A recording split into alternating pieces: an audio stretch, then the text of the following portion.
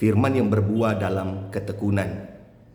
Di sini kita belajar untuk bagaimana kita senantiasa mau mengandalkan Tuhan.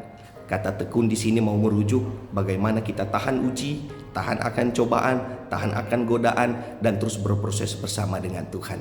Menarik ketika kita akan belajar bagaimana ketika Yesus mau menyampaikan perumpamaan lewat seorang penabur dalam Injil Lukas pasalnya yang ke-8 ayat 4 hingga ayatnya yang ke-15. Di sana Yesus mau menggambarkan bagaimana Yesus sebagai penabur, benih itu adalah firman dan tanah adalah hati manusia atau hati kita.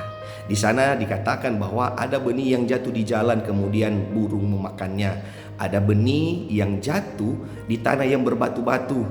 Ketika dia mulai bertumbuh tidak mendapatkan air, dia mati. Ada juga benih yang jatuh di semak duri. Dia mulai bertumbuh namun juga bertumbuh bersama dengan semak duri. Akhirnya dia tidak mampu berbuah baik. Bahkan juga yang terakhir adalah benih yang jatuh di tanah yang baik. Dia menghasilkan 100 kali lipat.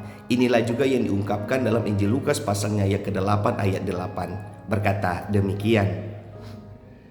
Dan sebagian jatuh di tanah yang baik. Ia tumbuh dan berbuah 100 kali lipat. Setelah berkata demikian ia berseru, siapa mempunyai telinga untuk mendengar, hendaklah ia mendengar.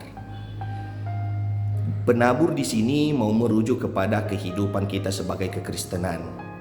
Benih adalah firman yang harus kita sampaikan. Media tanam atau lahan yang akan ditanam adalah hati manusia.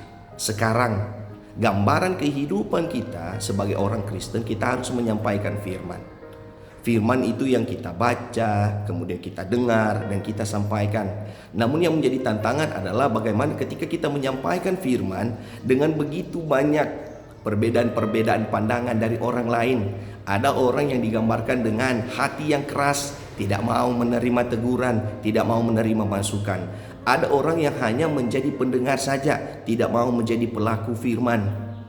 Ada orang yang mendengar dan melakukan, namun ketika cobaan, tantangan, pergumulan termasuk kekayaan dan kenikmatan dunia menghimpit kehidupannya, dia meninggalkan Tuhan.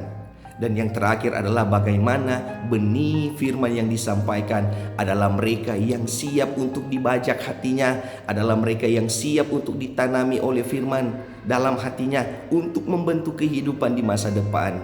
Sehingga memang kehidupan kekristenan kita harus senantiasa bertumbuh, berbuah bagi Kristus. Itulah juga yang harus kita lihat. Sekarang ini menjadi pertanyaan klasik. Kalau gambaran media tanam, kita ada posisi di mana? Posisi pertama, kedua, ketiga, atau keempat? Saya percaya kita sekalian adalah orang-orang yang siap untuk menerima firman dan melakukannya di dalam kehidupan kita. Yesus mau memberikan perumpamaan ini untuk menegur dan mau mengingatkan bagaimana kehidupan kita hendaklah mendengar firman.